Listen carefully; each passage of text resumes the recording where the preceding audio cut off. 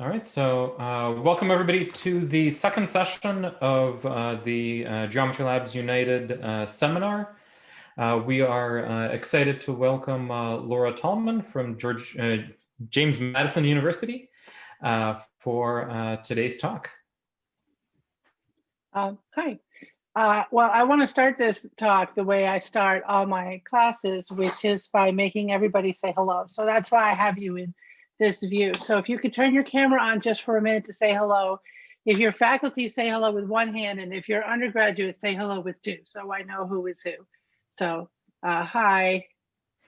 Hi, nice to see everybody. Okay, cool. That gives me a lot of information. Thank you. Okay, so you can feel free to turn your camera back off if you want to. I'm going to flip it like this. At the end of the talk, this is going to be the last slide. And if you notice, there's a link at the bottom, which is a link to the slides for this talk. So you never have to worry about capturing information from a slide because you're going to have that last link right there to link to everything. Let's see if I can get this to work. Okay, so I want to talk about these types of objects that I make and basically a quick tour of how to make them. I'm not going to spend too long in any one particular thing. In particular, you know, okay, good, this is fine. I was worried I had the wrong slide. So for example, I'm going to start with a Menger cube, and I also brought one right here, okay? So I'm just going to go very quickly how to make stuff and then tell you how to learn how to make that stuff in case you want to go in that direction. So you can make a Menger cube in a really easy program like Tinkercad just by dragging shapes in and making holes and print it and get a Menger cube. That is pretty much the dumbest way that you could make anything is by going to Tinkercad. It's not great for making mathematical things because sometimes you don't have the precision. Obviously, what would be better is to write it in some code, like with OpenSCAD here, and that's what I want to start by talking about, which is OpenSCAD. OpenSCAD is actually pronounced OpenSCAD, but I'm going to refuse to call it that and call it OpenSCAD. It's a really easy programming language built specifically for creating 3D models, where you type on the left, you press F5, and then that thing that you typed about appears on the right. So if you've never done coding before, if you're a student new to coding, this is a great way to get into it. If you already like coding, this is a great way to leverage that. And I'm just going to run through quickly what it looks like. I can change like the resolution of the model so it doesn't look so much like a disco ball. I can make my parameters all at the top and then call them within my code so that my code becomes this parameterizable thing that I can modify variables at the top and change what it's generating. And then I can even make modules and functions. I can call those functions multiple times. If you notice here, I've got this new module called MySphere, which I've now called twice to make two spheres of different types. I can even subtract one from the other using a Boolean, like here, this is difference, and then get this Death Star looking thing. And if I wanted to, I could export this for 3D printing and print that. So each of these things I'm going to do is going to lead to a 3D printable digital file. Okay, so I have made a quick tutorial about OpenSCAD in case you happen to want to get started. The link is right here, and you can go here and get jump started very quickly. In particular, there's a drive file here, a Google Drive file with lots and lots of sample code that you can use. Oh, and this is actually what it is. So you can, I think the best way to learn coding is to actually just take someone else's code and see what you can do to change it. So I'm just giving you my code so you can do that. So for example, one thing you might want to make is a trefoil knot. So I have a big one here. I don't know if you can see that, a big trefoil knot. If I were to put this on the table, it actually rolls around. Here's an image of a smaller one rolling. So some students and I and a colleague have figured out how to optimize the shape of these knots so that they roll the best. What is the shape of them that will make them roll the best? And this is some of the code that we use. This is sort of the easy version of the code. All of the code is actually right here in the screen that you see. And it just connects data points, basically. It's connect the dots. You can also do it the fancy way, using tons and tons of math to generate a polyhedron around the knot on the fly and get something much higher resolution. Both of those pieces of codes are in that drive. By the way, the original paper that had the equation for this knot didn't even have a picture in it, but our new paper that we just got published does have lots of pictures in it about how to make the most optimal rolling knot. So if you're a student, I just want you to know that these explorations of trying to create an object can sometimes turn into an actual published result. Okay, oh, there's some nice pictures. Each of these is optimized. We actually have a family of these optimized rolling knots. Okay, so, oh, there we go. Another thing you can make is pentagons. I'm kind of obsessed with pentagons. If you don't know, there's 15 types of families of pentagons that can tile the plane. They're, of course, irregular pentagons. And at this link here, you can download my Pentagon Maker that makes all of those tessellations and makes cookie cutters and whatever it is you want to make with them. Here's how it works. It's kind of like got an interface to it. This is actually all done with OpenSCAD. And if you view the source from this link, you will actually see the OpenSCAD code. Oh, and here is some of the OpenSCAD code. The math behind this is from Ed Pegg's data. So I always have to give him credit for being the one to figure out these horrible things that have to be put here. This is basically translated from Mathematica. Anyway, here's the 15 families. You can print them and make all kinds of nice things like pentagonal screens or art or bracelets. I have one here. It turns out you can put this in like hot water and then form it to the shape of your hand. And that way you can print it without supports and it makes a nice bracelet, which is great, but it's kind of like a hacky looking bracelet. It's cool and it makes people listen to you when you talk about pentagons, I found out, and then they get to make their own bracelet. But maybe you would rather have a real piece of jewelry where the thermoforming is already in the model. One thing I've had a lot of trouble with is wrapping a thing around another thing. In fact, I had so much trouble wrapping things around other things that I've now written a tutorial about how to wrap a thing around another thing. And the link is going to be here in a minute to that tutorial. And I did it in Grasshopper, which is a plugin in Rhino. Rhino is not free, but hopefully your school has a license for Rhino or you can get a student license. And the code in Grasshopper is this cool, like hooking up batteries looking thing. And this is actually code that'll wrap anything around another elliptical shaped thing. And this is the link to that tutorial. But again, you also are going to have the link to these slides in a minute. So I just want to show you kind of what's possible, right? So I'm clearly not actually telling you how to do these things, but I'm just giving you a tour of different things you might not have heard of. Oh, and so I actually used that wrapping code to make a very nice fancy bracelet that was actually 3D printed in metal and also in this weird fusion plastic, if you can see that right there. And that was the code that made this object here, or this fancy one here. Okay, another cool thing is this program called Structure Synth. Structure Synth is made to repeat a rule over and over. And in fact, it repeats from a selection of rules.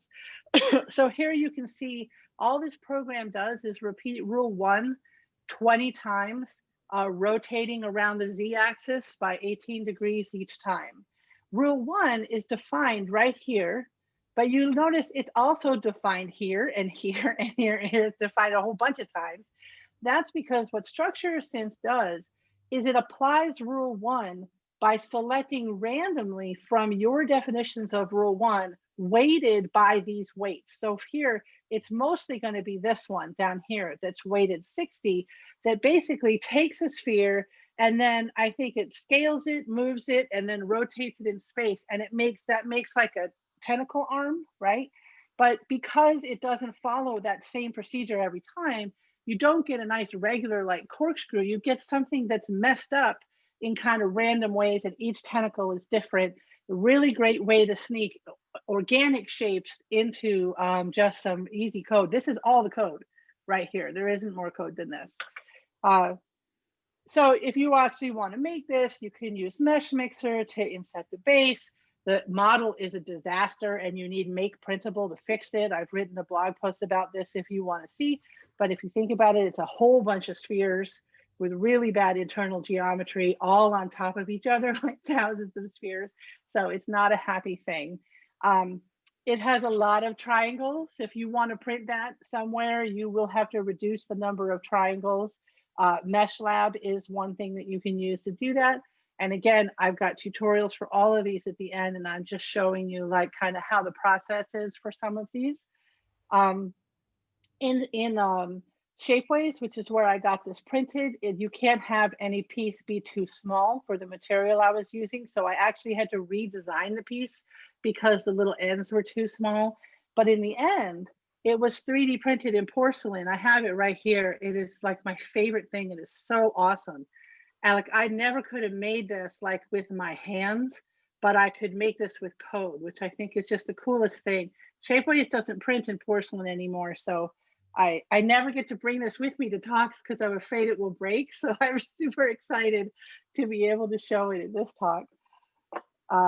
Okay, so that's structure synth. Another thing you can use is Mathematica. Now I actually made a bunch of Catalan wireframes, the ones you saw on the intro slide with Rhino, but you also can make them with Mathematica, these things here. And I just want to talk to you actually about the Mathematica pathway because you all being from math departments, you probably have access to Mathematica, and it's probably one of the things you want to use to model with. So Mathematica knows what, for example, a pentagonal hexacotahedron is. Like, oh, no, not that one, this one. Okay, so Mathematica knows what that is. But if I wanted to print a wireframe like this, I can't just output the wireframe because it would be infinitely thin. And there's ways that you can thicken the edges that fail. And there's other ways that you can thicken the edges that also fail, right? They don't make good models. They're not printable.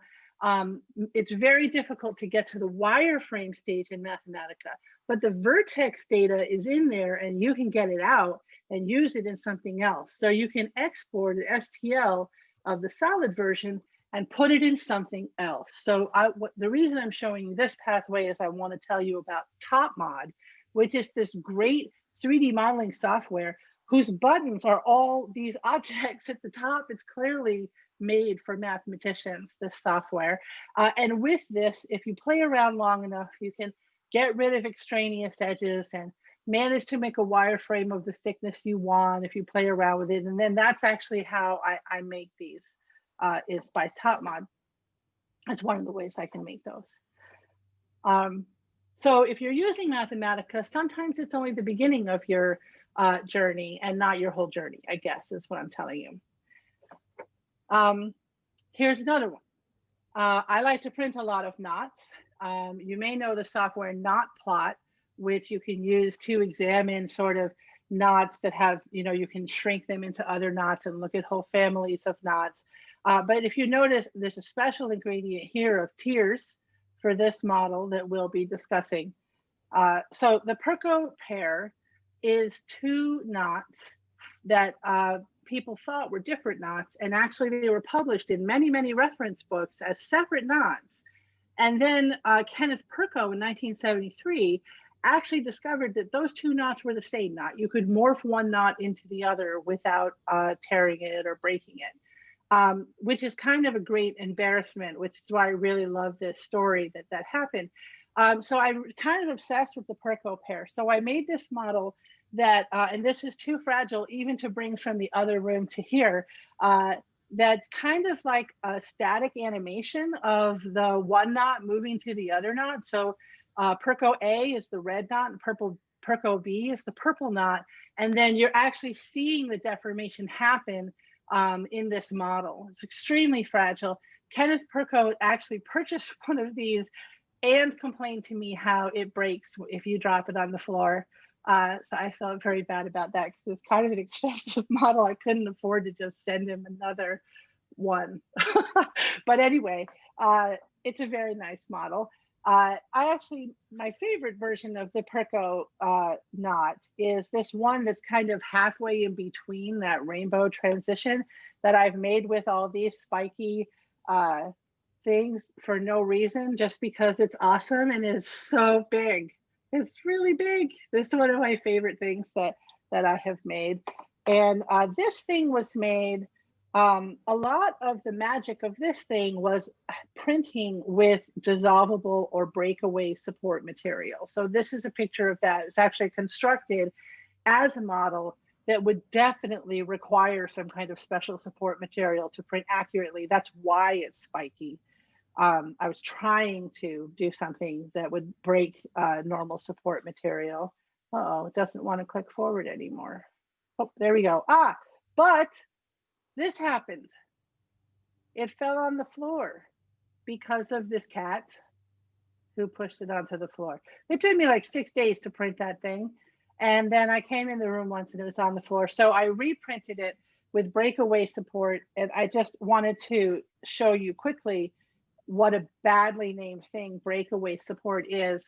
It does not mean it breaks away easily, but it does a little bit, but not for this model. What it means is it breaks away with like a super clean, like museum level finish. It's pretty cool. So actually this is like an art piece now that I can put in an exhibit because it's so nice from this breakaway support.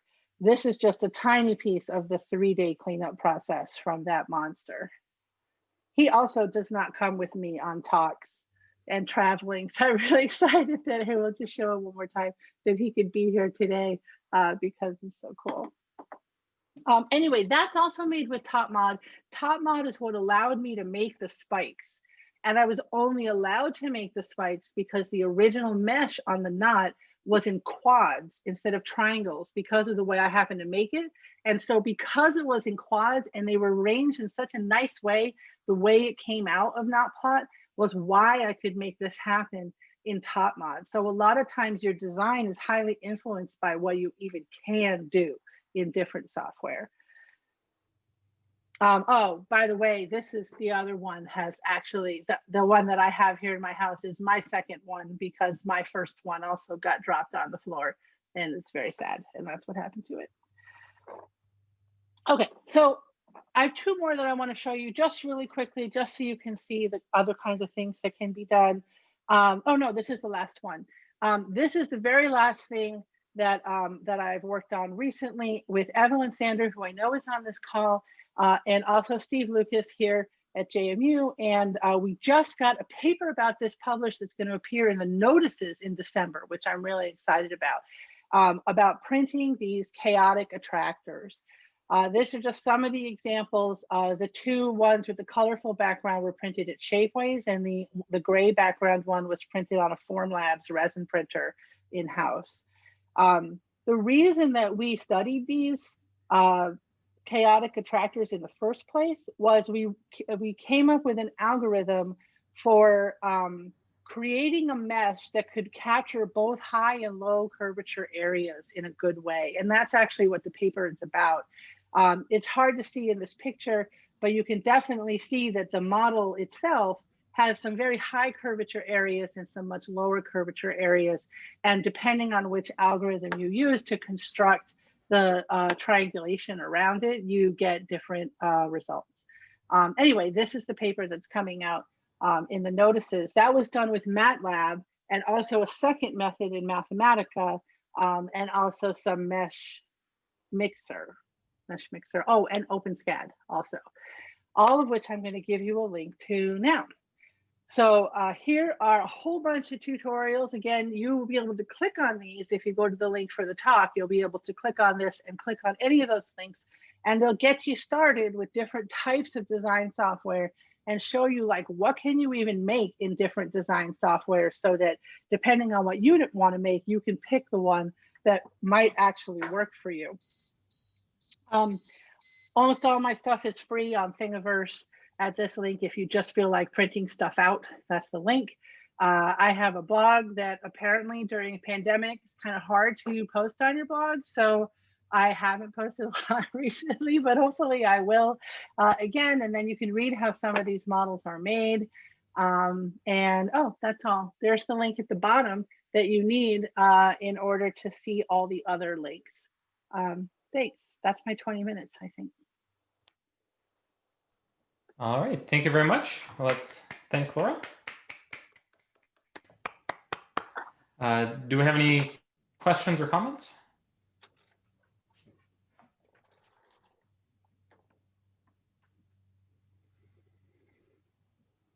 I guess I was curious whether you've done any printing with dissolvable filament rather than breakaway support. Yeah, the orange one of this was actually made for dissolvable. It was a water-soluble filament. And I made it actually because I was working for Ultimaker and we wanted a model that needed dissolvable filament that we could print at like a show. And so that's what that was for. But then it turns out it's a really goopy mess if your model is that big. I mean, it's a lot of dissolvable filament. For a little object, that's my favorite way to go. But for a big object like that, it just takes forever to get the goop off. It's just a lot of goop. Like you have to soak it, and now you have a bucket of goop that I feel not so great about having. It was just a lot of it. Yeah. It works though. Mm-hmm. Any other questions? Everybody's welcome to ask questions. So if undergraduates, especially I'm going to undergraduates, encourage you I to would ask questions. love to have questions from undergraduates. Yeah, I have a question. Yeah. It's fairly specific. So okay. I've also used Mathematica before to do this type of 3D printing. Yeah. And I noticed that, well, there's several different formats of 3D files that you can export to. Mm-hmm. And the problem that I've had is that it seems like the internal way that Mathematica stores 3D objects is pretty weird. So I was using the polygon function, which you can specify vertices and it draws a polygon. Yeah. And then when you export it, it tries to triangulate the polygon. And if the polygon is not convex, it does that in a super weird way, like a way that doesn't work. Yeah, and that happened. It triangulated them for me when I exported them too. So when I put them in Topmod, I have to spend all this time removing the extra edges that I didn't want because I don't want my wireframe to be triangulated, and it isn't always the best. So for me, like Mathematica, and some people seem to get a lot of use out of Mathematica, but for me, it's usually like I want some data, and Mathematica has the data or can export something that's useful, even if it's just a text list that I can put then into something else where I control the triangulation. Mathematica gets better every year, I think, with 3D printing, but I don't know how to do that. But I agree with you that probably happens. What you said about the triangulation. Yeah. And you might like OpenSCAD because if you know the vertex data, then you can create all the faces yourself in OpenSCAD. It's a pain, but you can do it. Okay. Very cool projects here. I just was wondering if you have any advice for printing objects in metal via shapeways. I do. If they tell you that it's too thin, it is. Even if it passes their, like they have some, like when you upload it, you have to pass some checks on your model, like machine checks about how thick it is and all these different things. And you might have a model pass those checks and then it goes to an actual human being who says, no, I'm sorry, this is not going to work. And don't argue with that person because they are correct that it isn't going to work. And you can make them printed anyway, but it will be bad. Like it'll be too smushy or something, you know? So my best advice is don't make things that are fragile. At the same time, you don't want to make things that are really heavy because you're basically paying by weight, or a lot of what you're paying for is by weight, not so much volume, like how much space you're taking up. Even if it's an open model, you know, like this would be very expensive to print in nylon at Shapeways. Well, actually, no, let me take that back. They'll actually print stuff in the middle of it when they do that, so it wouldn't be so bad. Anyway, don't make it too thin. That's my only advice. I have a thing here. Here's one of the chaotic attractors printed in stainless steel. I don't know if you can see that. And you know, this didn't cost that much. It's really heavy. It's not a fancy material, but it's very sturdy. It probably costs a little more now, but at the time, I think it was on the order of $20, $30 to print that. So it really wasn't so bad. I mean, don't print 100 of them, but to print one, it's not so bad. I don't know if that advice intercepted your questions, but that's my advice. Yes, that was helpful and interesting. Thank you. Okay, thank you.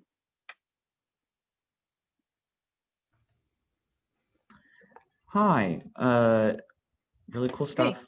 I just wanted to ask, I come from a little bit more of like I don't often do 3D printing, just more like visualization type things. What is one of the biggest challenges from getting a model just that you have in you know, some program into a printable form? What is the big challenge? That is such a good question. The worst challenge that could happen to you is if your visualization is actually just creating a 2D render on the fly of every view of your model. You know what I mean? Like if what your visualization is doing is calculating how your model sits in space and then figuring out how that looks from that vantage point, and then when it moves, it does it again. If it's doing that, then there isn't a 3D mesh of your model hiding in there. And so you can't export something 3D printable, as my experience, if that's the situation that you're in, because it's just pictures. The other thing that's difficult is that things that are in a visualization space, sometimes they can be really fine or broken up or disconnected or weird. And then, you know, you really want to be able to produce a triangulated surface. If your thing that you're looking at doesn't make a triangulated surface, then you're in trouble. Okay. If you can export an STL or an OBJ file, then assuming the file is good, then you can probably print it. And then the last thing is that a lot of times the visualization color is really giving you a lot of information, and that might go away if you print it on a machine that's only one color, and then it's more difficult to see what it was you were trying to show. So you would need to print in, you know, like the Perco morph that I had in some other more expensive technology. Gotcha. Yeah, I think a lot of times you see gradients or, you know, mixes of colors and stuff like that. And right. I don't think there's a ton of machines that are there yet. Right. Yeah. I mean, yes, I've had some and they aren't there yet. They're very irritating. I don't recommend it. Yeah. That's something you would order, like a sandstone print in full color. You could do that, even look of a person, right? But it can't be very delicate if that's what you're printing. Gotcha. And one more thing that you mentioned, you said that your model had like a museum finish. Like I know that a lot of that may be overstating the case. Well, only because, you know, I hadn't thought of the finish of a model as part of its pipeline. Kind of like, okay, I just want to get it out there. I never thought about, oh, how smooth do I want it to be at the end? Is it not often sanding and sort of like a manual? You couldn't really do that for this, you know, for this one. Yeah. And what happened with the orange one, actually, that was dissolvable, is that the plastic PLA filament didn't adhere very well to the dissolvable filament. And so everywhere that a spike was at the bottom of it, like if you're doing some Morse theory on the object now, I guess, like, but everywhere that there was a place where it was on the support material, it was kind of like the spikes were mushed up in a way. Oh. And so it didn't look good. Like if you turn it over, it wasn't great. So like you couldn't put it on display somewhere because somebody might look at the bad bit. You know what I mean? So, but that finishes a lot of it. Like, it's like writing a paper and then having to edit the paper. You don't want to.